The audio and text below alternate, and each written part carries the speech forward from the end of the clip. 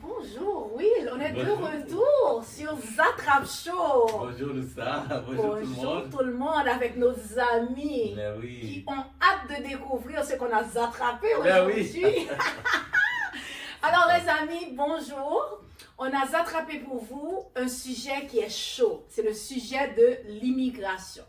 Alors on entend parler des problèmes de l'immigration sur nos radios, etc. Alors on est là, Will et moi, pour vous apporter un autre angle de compréhension. Alors, nous allons commencer en disant que le Canada est souvent considéré comme un modèle en matière d'immigration, avec sa diversité culturelle, sa politique d'accueil progressiste et ses besoins économiques criants également. Le pays attire chaque année des centaines de milliers de nouveaux arrivants. Mais comment cette immigration façonne notre société? C'est ça qu'on va voir. Est-ce un levier pour notre prospérité en tant que peuple ou une source de tensions sociales et politiques qu'on est en train de vivre actuellement? Alors, regardons au niveau du Québec, où nous sommes, toi et moi, Will, des immigrants. Le Québec, on le sait déjà, est unique au sein du Canada, avec sa culture francophone, son histoire particulière Tout que à tu fait. vas nous parler tantôt, ses besoins démographiques.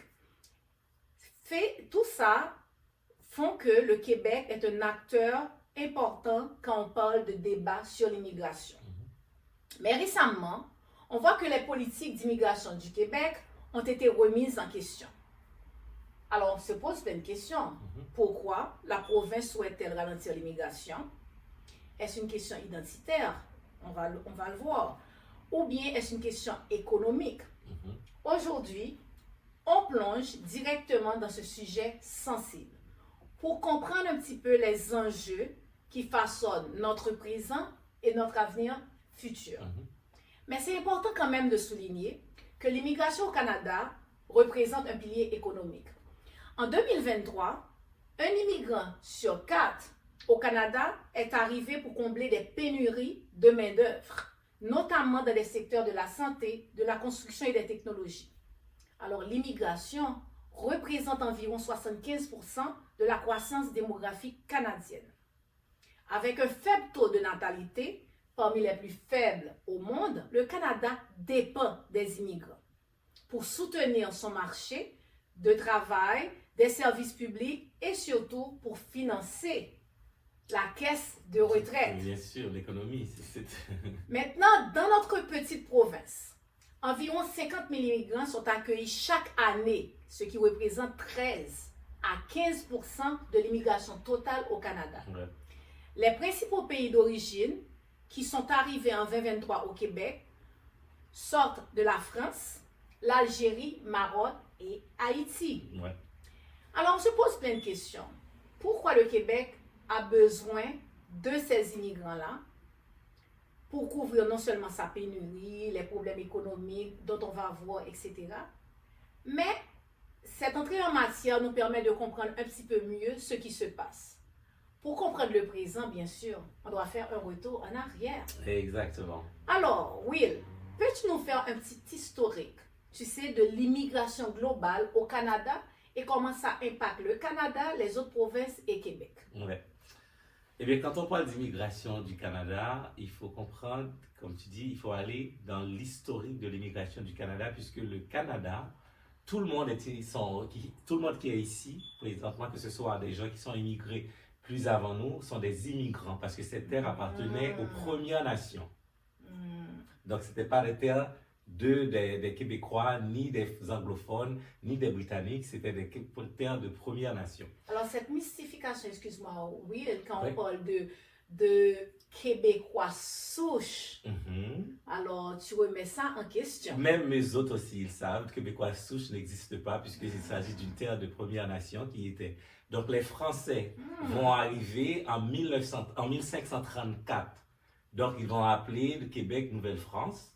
Et puis, par la suite, vous aurez en 1700, et après la guerre de sécession, on a jusqu'à 1963, le traité de Paris. C'est que lorsque les Britanniques sont arrivés en 1756, ils vont déclarer la guerre aux Français pendant 7 ans. Une guerre, c'est pour cela qu'on appelle ça la guerre de 7 ans. Exactement. Pendant 7 ans, bon à savoir, oui, ça. ils vont faire une guerre pour le territoire du Canada. Donc, qui fait que les Français ils ont perdu la guerre parce qu'à cause des ordres, faiblesse.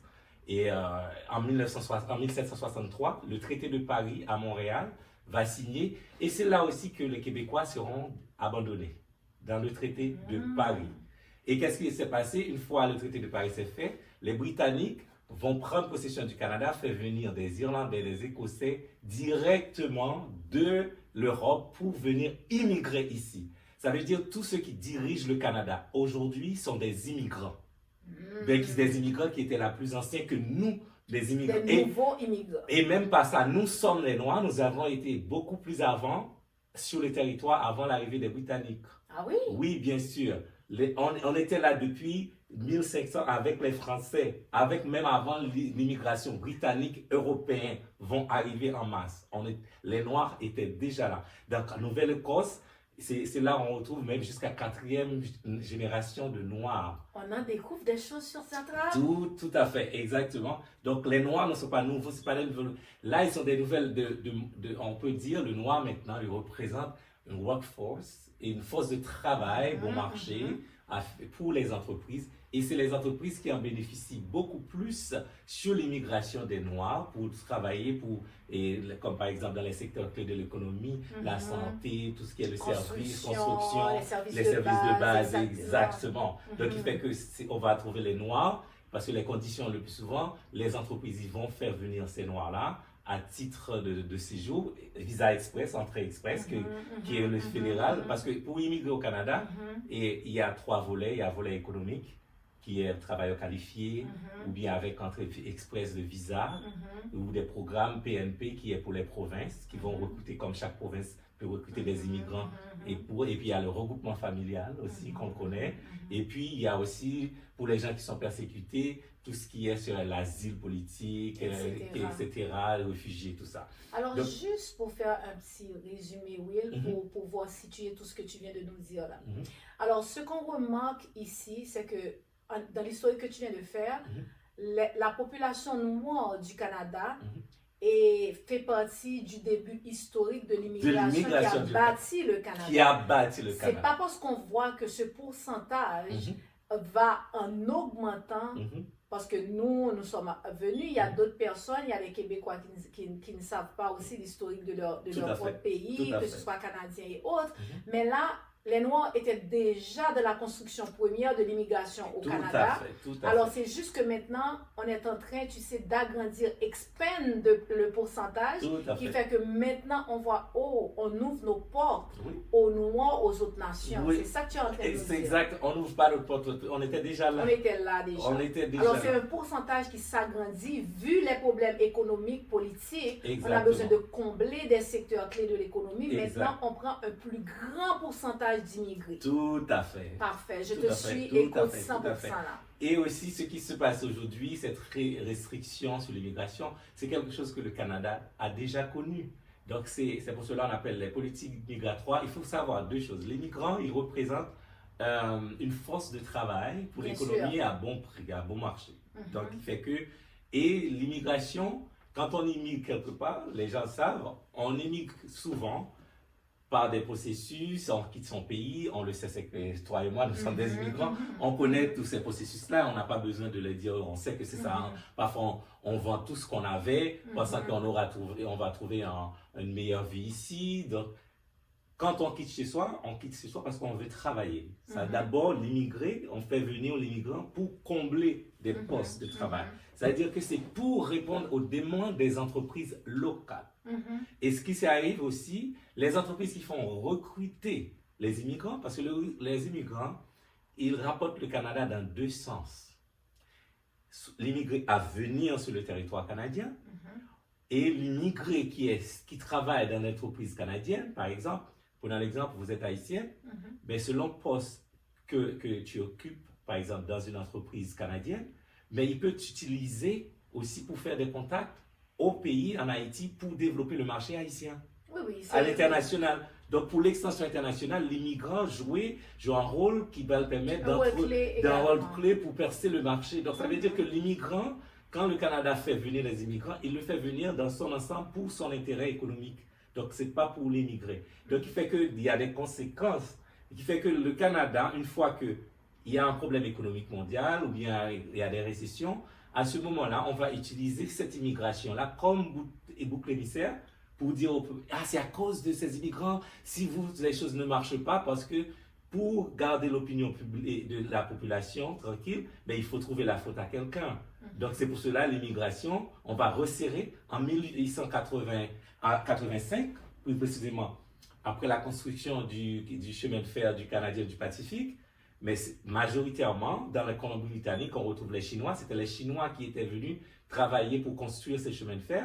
Et par la suite, ils avaient des problèmes économiques, mais ils vont faire la chasse aux Chinois, les Asiatiques. Ils vont dire que c'est la faute des Asiatiques, ils représentent une menace économique pour nos pays. Donc le Canada, à chaque fois qu'il y a un problème, la faute, c'est de l'immigration. Ce qu'on est en train de vivre au Québec, c'est comme un cirque répétitif à chaque fois qui fait partie de la politique migratoire du Canada.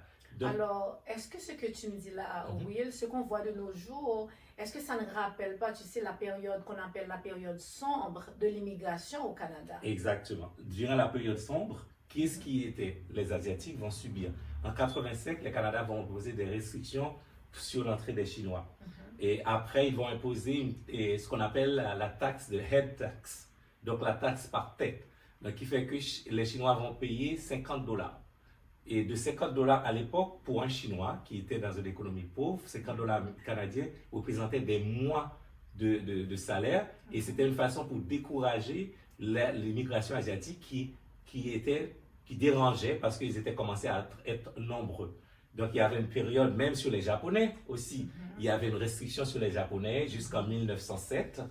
Et puis, bon, on avait aussi les Noirs, mais puisque les Noirs étaient déjà là, on peut dire, même si on est dans un pays raciste, ils étaient moins implicites que les autres. C'est-à-dire, ils étais plus sourds-noirs, parce qu'il y avait déjà des Noirs qui étaient dans la Colombie-Britannique, qui y avait au Québec déjà, donc en Ontario aussi, sur la couronne britannique. Donc, il fait que ils étaient, mais en 1660, le Canada va avoir vraiment des politiques qui étaient très, très, très... 1960, plus précisément. Donc, ils vont avoir de l'interdiction pour Noirs. Ils vont dire que le Noir n'est pas adapté au climat canadien. C'est pour cela qu'ils vont avoir des interdictions d'entrée pour les Noirs des Caraïbes, un petit peu et des Amériques, tout ça de l'Afrique. Attends un peu. Tu es en train de me dire... Attends. Si je comprends bien, tu me dis qu'on avait... Alors, qu'on promulguait que le noir n'était pas adapté pour vivre au Canada. Oui, ça c'était la politique du Canada, oui, quand ils ont interdit l'interdiction pour les noirs, des visas pour les noirs, oui. Oui. C'est ça, ils affirmaient ça. Mais ce n'est que... Je ne dis plus rien, ce n'est qu'à partir de 1962 que le Canada va commencer à faire un petit effort au niveau d'une ouverture de l'immigration. Il va commencer à changer certaines règles, à laisser rentrer. Ils vont dire que le fameux l'immigration travailleur qualifié basée sur des points au lieu d'origine ethnique. C'est là l'immigration du Canada va changer son visage pour se montrer comme étant pays. Ils vont célébrer le multiculturalisme. Et à partir de 1960 à 71, ils vont officialiser le multiculturalisme dans la politique migratoire du Canada. Et là, ils vont dire, nous sommes ouverts aux autres ethniques, nous sommes ouverts aux autres couleurs, nous sommes ouverts. Mais c'est après cette période sombre, comme tu dis, que de l'interdiction de l'immigration asiatique, les non-blancs, pour dire. Donc, il fait qu'ils vont changer leur fusil d'épaule parce qu'après la Deuxième Guerre mondiale, il y avait beaucoup de problèmes économiques aussi. Même le Canada avait réfugié les Juifs aussi à l'époque en Allemagne. Ils ne voulaient pas des Juifs non plus. Ils avaient une restriction pour les Juifs de ne pas entrer au Canada. Donc, c'est des choses que les gens doivent savoir il y a ce qui se passe maintenant À C'est chaque pas nouveau. c'est pas nouveau qu'on cible les immigrants, surtout les Noirs. Ça a toujours été comme ça. Il faut cibler des groupes ethniques pour expliquer la frustration de la population. Donc, ça fait partie des stratégies politiques du Canada, l'immigration comme pion économique et comme pion quand ça va pas mal, bien dans le pays pour passer la frustration des populations et ça leur permet de passer à autre chose. Ok, oui, je comprends très parfaitement ce que tu viens de dire. Maintenant, si on le prend au niveau micro, ce qui nous intéresse, notre province, qui est le Québec, on sait que selon les données qu'on a, moins de 60% des immigrants parlent français à leur arrivée. C'est ça qui alimente aussi, tu sais, la crainte d'une anglicisation accrue de la province. Est-ce que tu penses réellement que ce point-là est majeur en 2025 et que le Québec a raison de vouloir ralentir son immigration actuelle pour protéger notre identité culturelle au Québec, pour, tu sais, protéger la langue française. Maintenant qu'on a un marché économique ouvert sur le monde, qu'on a des alliances partout dans le monde, tu sais, sur plusieurs continents, tu as plusieurs ethnies qui se mettent ensemble.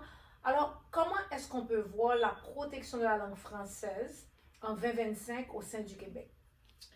Et la protection de la langue française, il faut comprendre pourquoi on a cette protection, pourquoi on a l'office de la langue française. Il faut tout d'abord, à la base, ne pas confondre les Québécois et les Canadiens. Donc, il faut aller dans l'histoire encore, si on remonte. Parce que l'histoire va nous permettre de comprendre ce qui se passe de nouveau. Ben oui. Et les Québécois, ce sont des anciens Français qui étaient arrivés au Québec en 1534 à la Nouvelle-France, bien avant la guerre de 7 ans entre les Britanniques. On retourne en arrière. Et après le traité de Paris, en 1763 à Montréal, ces Français-là, ils étaient venus se battre avec une promesse de réintégration dans la société française. C'était pour cela qu'on les envoyait pour battre contre les Britanniques. Et puis, après ce qu'on appelle la conquête britannique, ce fameux traité de Paris, là, la France va dire à ses Québécois, vous avez 1 an si vous voulez, mais les Québécois n'étaient pas au courant de ce traité. Une fois signé, le gouvernement français va dire à ces Québécois qui étaient venus se battre ici, c'est pour cela que vous allez comprendre pourquoi les Québécois vous disent les Français nous a abandonnés. Ça s'explique de là, à partir du traité de Paris en 1763 à Montréal, où le gouvernement français va dire aux Français d'ici, vous avez 1 an pour retourner en France. Mais eux autres qui se sentaient biaisés parce qu'ils avaient déjà adopté le Québec étant leur pays, ils étaient battus vraiment de corps et âme, pensant qu'il y allait avoir une liberté, et puis le gouvernement français les a abandonnés comme ça avec un traité dont ils n'étaient même pas au courant. Donc, il fait que la langue française, c'est ces Québécois-là qui veulent protéger, et puis ça, de génération en génération, puisqu'ils savent que la langue anglaise, c'est comme un outil colonial. C'est pour cela que le français est très important pour le gouvernement du Québec, pour garder leur identité, parce que la langue anglaise représente un outil colonial pour les Québécois qui étaient des Français d'antan. Donc, il fait que c'est pour ça cette protection de la langue. Et c'est pour cela qu'ils vont privilégier les gens qui parlent français comme les Algériens, les Haïtiens, les Noirs, les francophones, etc. Ça explique le point pourquoi cette protection de la langue française au Québec. Mais on regarde aussi, les immigrants francophones sont essentiels aussi pour combler les besoins de main-d'œuvre dans les régions à déclin. Bien sûr. Parce que si tu regardes les provinces reculées, je ne te parle pas, tu sais, du centre de Montréal, etc. Montérégie, même on regarde loin, exactement. Saguenay, tout ça. Et il y a des entrepreneurs dans ces zones-là aussi. Et écoute, on les aide à dynamiser, tu sais, leur économie également, parce que la main-d'œuvre est francophone, sorte de ces pays-là qu'on vient de citer. Et tu sais, il y a plein de monde qui ont besoin de cette force-là qui vient d'arriver sur le marché, sur le territoire, pour combler le déficit en taxes, Tout à pour fait. combler, tu sais, le multiculturalisme dont on est en train de parler. C'est-à-dire que nous avons notre Mais place ça aussi pour augmenter la consommation. Exactement, augmenter la consommation, tu sais, et plein d'autres choses. Alors, cette immigration francophone a sa place. Maintenant, quand on regarde aussi la discrimination qui se fait sur le marché du travail, ça c'est un autre sujet qu'on pourra toucher par après, mais je me dirais, je me posais la question, tu sais, pourquoi les Québécois sont-ils opposés à l'immigration accrue, sachant qu'on est en train de faire face à tous ces problèmes économiques? Ça s'appelle stratégie politique. Dans le... Encore, on retourne à l'histoire. On ne refait pas la roue. On ne fait pas la roue. Exactement. Exactement. Eh bien, il faut comprendre, après la construction du chemin de fer du Pacifique, du Canadien du Pacifique, et il y avait une coupure, une restriction contre les Chinois qui étaient majoritairement. Donc, de 1923 à 1947, aucun Chinois ne pouvait rentrer ici. Ah oui. Ah oui, cette période-là, on coupait vraiment des enfants de leurs parents. Oui, ils ne pouvaient pas. De 1923 à 1947, il n'y avait pas d'entrée pour les Chinois. Oui, exactement. Donc, ce qui restait, on les exploitait. Sous des conditions, on pouvait les déplacer plus facilement pour créer d'autres provinces. Je répète encore, ça fait partie de l'ADN de la politique canadienne en matière d'immigration. Immigration pour répondre aux demandes, pour s'assurer les secteurs clés de l'économie marchent très bien. Comme on le sait, on va faire venir des immigrants. Et les immigrants aussi, ça joue un rôle important à l'expansion internationale. Mais oui, on reprend pour nos téléspectateurs, spectateurs aussi, que quand Will parle de secteur clé, on parle de la santé, l'immigration, et maintenant on voit plein de ces immigrants partout ailleurs. Et quand on parle de l'Asie, je ne veux pas juste cibler les Chinois, on parle de l'Asie dans son ensemble, les technologies de l'information. Exactement. Le pourcentage exact. commence vraiment à se bâtir lentement, mais sûrement avec ces immigrants-là. Exactement. Qui apportent la technologie ici dans les secteurs clés. Exact, qui fait que ça va être maintenant sous des conditions. Aujourd'hui, les choses prennent d'autres formes. Par exemple, et la déclaration de M. Legault, je l'ai entendu accompagné de sa représentatrice, qui disait que pour qu'une entreprise puisse faire venir un étranger ou donne un permis à un étranger ou bien en termes de renouveler présentement, durant période de restriction, il faut que cette entreprise puisse offrir un salaire minimum de 50 000. Et on est à Montréal depuis plus de 20 ans, on sait que ce salaire de 50 000, ce n'est pas comme ça que les entreprises vont donner ça. Personne, le gouvernement de Québec ne parle pas peut-être pour nous à travers ce texte.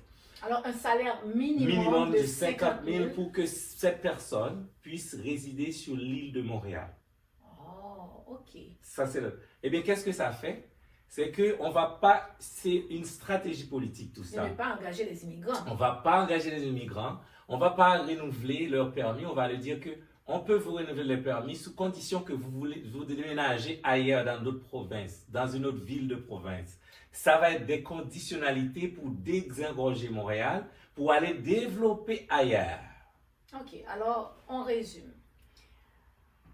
Une société québécoise située à Montréal et dans les environs proches. Montréal. Sur l'île de Montréal. C'était par Sur l'île de Montréal. Oui. OK.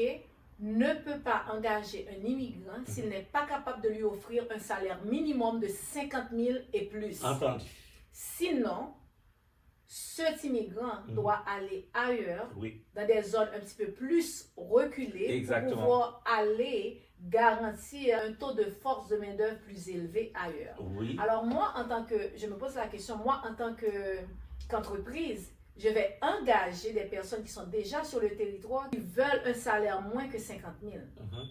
Parce que pour moi, il faut que j'ai les reins solides. Oui. Il faut que je sois capable d'offrir 50 000 plus toutes sortes d'avantages à cet employé que je suis en train, tu sais, d'embaucher. Eh bien, mais je vais vous dire une chose. Je vais t'apprendre une chose. Eh bien, toute cette masse d'immigration, les entreprises sont pour la plupart responsables. il crée aussi, parce que n'oublie pas, c'est pas juste les nouveaux venus qui sont ciblés. Il y a aussi ceux qui sont là, qui ne gagnent pas vraiment beaucoup de salaire à Montréal, mais ils peuvent déménager ailleurs. Donc il y en a aussi, c'est que les entreprises font venir des gens, qu'ils payent des salaires à bas coût. Ça crée, par exemple, moi je suis au Québec, toi tu es au Québec depuis 20 ans, on connaît la force du marché. Donc tu as un salaire de 40 000, un exemple.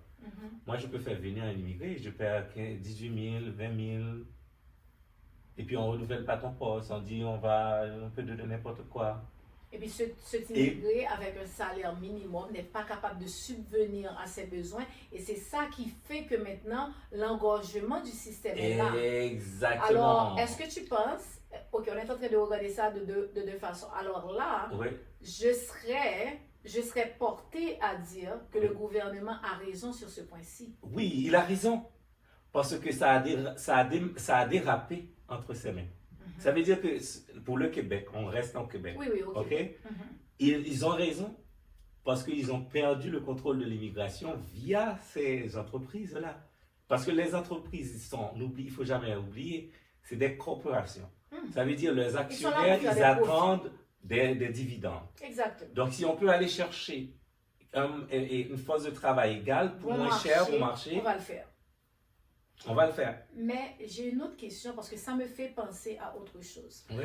Parce que les immigrants qui sont installés en dehors des grandes villes ont souvent moins de ressources pour s'intégrer. Exactement. Maintenant, est-ce que la politique immigratoire et, du gouvernement vont aussi investir un petit peu plus pour soutenir les personnes qui sont en train de promouvoir à l'extérieur, oui, tu sais, de notre province là. Oui. Parce que oui, certes, tu prends des mesures pour forcer les entreprises à donner un salaire de 50 et plus dans la région de Montréal, Oui. c'est correct, parce qu'avec le taux, exactement, les appartements sont très chers. Exactement. C'est compréhensible. J'en conviens, c'est correct. Mais maintenant, les personnes que tu pousses à l'extérieur, sachant pertinemment qu'ils ont moins de ressources pour s'intégrer, tu sais, pour vivre ailleurs, c'est quoi la planification? Ou bien, on laisse la question ouverte aussi pour les personnes qui voudront, tu sais, participer. Commenter, mais oui. Parce que là, on le sait déjà. C'est pour cela que plusieurs immigrants préfèrent venir dans la région de Montréal, du Québec en particulier, au lieu d'aller dans les régions plus reculées, parce que les ressources ne sont pas là. Ils sont en manque. Oui. Et tu sais aussi, même le secteur de la santé, maintenant le grand projet du Nord, où plein d'infirmiers et infirmières sont payés énormément pour pouvoir aller dans le secteur du Grand Nord pour donner des services, parce qu'ils sont en manque. Ils sont en manque partout. Mais c'est ça qui arrive aussi, que ils veulent développer les provinces. C'est ça aussi. Je ne vais pas dénoncer leur politique, mais d'après, puisqu'on est en train de débattre, on peut comprendre aussi la stratégie de par ces éléments que je viens d'énumérer. Et la stratégie, c'est que les nouveaux logements, les constructions, donc on va le faire ailleurs. C'est ça, développer, puisqu'on a un problème. Parce que il faut comprendre la politique, quand ils disent des choses, il y a toujours les non-dits. Les dits et les non-dits. Les non-dits. Les non-dits, ce qu'on va remettre le problème, mais la cause, on ne parle pas trop de la cause. On va juste rester sur le problème, on fait du bruit, on attire l'attention, mais on sait quelle raison. Ça veut dire que tous ces manques de logement, c'est pas à Montréal, ils veulent que ça se construise pour répondre. Ils veulent que ce soit ailleurs, que les compagnies soient ailleurs, et pour développer ces villes de province qui sont en manque. Mais c'est un dilemme également quand je regarde de ce côté-là, parce que certes, ils veulent développer les autres provinces, mais on a besoin de cette immigration accrue ici, qui est essentielle pour répondre aux besoins économiques aussi. De Montréal. De Montréal. Oui, mais n'oublie pas, tu étais à Montréal. Et ses environs. Est-ce que tu te souviens quand ils développaient Laval? Est-ce que tu te souviens de la politique pour développer Laval, pour envoyer les familles immigrants aller vivre Laval? Mais c'est exactement ce qui est en train de se faire, mais avec une forme de restriction, puisqu'on est dans un contexte économique aussi, qu'avec Trump, on ne sait pas. Donc, ils veulent prévenir, puis mieux guérir, et puis comment garder cette immigration de force, parce que là, ils vont pouvoir répondre dans le développement. Mais on ne veut pas prendre de nouveau, puisqu'on ne peut pas répondre maintenant, à savoir loger, les intégrer socialement. Donc, on va prendre une pause. Le Canada avait fait ça. jusqu'en 1940 pour jusqu'à 1960, 62, après la révolution et tranquille au Québec, ils vont commencer par ouvrir l'immigration, chercher. C'est toujours comme ça, c'est le cycle, on ne fait pas la roue. C'est le cycle. Là, des stratégies qu'on peut deviner comme nous, deux citoyens qui voient comme immigrants plus, et ça fait plus longtemps qu'on est là. Donc, on peut se permettre de décortiquer un petit peu plus c'est quoi sa stratégie basée sur toutes ces données énoncées qu'on a, tu vois. Oui, qu'on a actuellement. On fait une petite analyse, etc. Et on essaie de comprendre tout ce qui se fait aussi au niveau du Canada, au Québec et l'impact que ça a sur nous. Exactement. On sait qu'au Québec, alors pour faire un petit résumé aussi pour les personnes qui nous écoutent, l'immigration n'est pas juste une question économique, c'est une question d'identité, de culture et d'avenir. Alors c'était important que Will, toi et moi, on fait ce petit remue-ménage, que tu nous parles de l'historique, de la période sombre et maintenant de ce qui se passe actuellement. Alors là, on est en train de partager nos idées. N'hésitez pas, vous aussi, dans vos commentaires, à partager vos idées, à rester connectés pour d'autres discussions qui sont essentielles également. Parce que l'immigration comme immigrant, et oui, l'a si bien expliqué aussi, on est tous des immigrants. Exact. Qu'on arrive à 1534, qu'on soit là en 1534 ou en 2004 ou en 2025, on est en train de bâtir cette communauté, on est en train de bâtir cette province. Tout à fait. Et on est sensible aussi aux problèmes de logement, aux problèmes des secteurs qui sont engorgés. On veut promouvoir, tu sais, l'économie de notre province, c'est notre terre d'accueil. On adore le Québec, on adore le Canada, même quand on a notre propre ADN, on a notre culture. Et puis cette multiculturalisme nous permet de mieux nous épanouir. Oui, tout à fait. Alors, c'est pour cela que cette petite discussion était essentielle pour nous, parce que c'est un sujet et il y a plein de familles qui sont en train de subir les conséquences politico-sociales de ces décisions-là. Parce qu'il y a plein de familles, on va vous partager 2-3 petites vidéos pour vous montrer. Et parce que nous, comme immigrants, on l'a vécu. Bien sûr. Et on sort de notre pays, on est en train de vendre tout ce qu'on a, on s'immigre ici, on intègre, tu sais, les nouvelles cultures, on est en train de partager, etc. C'est beaucoup.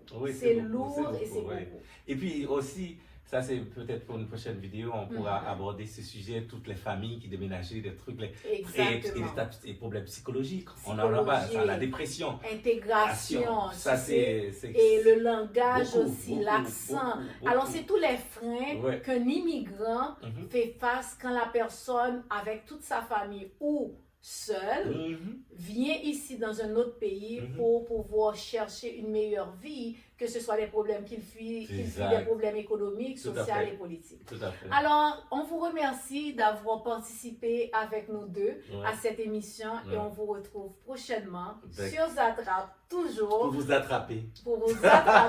Et vous apporter des sujets percutants. N'hésitez pas à vous abonner et on se revoit dans une prochaine émission.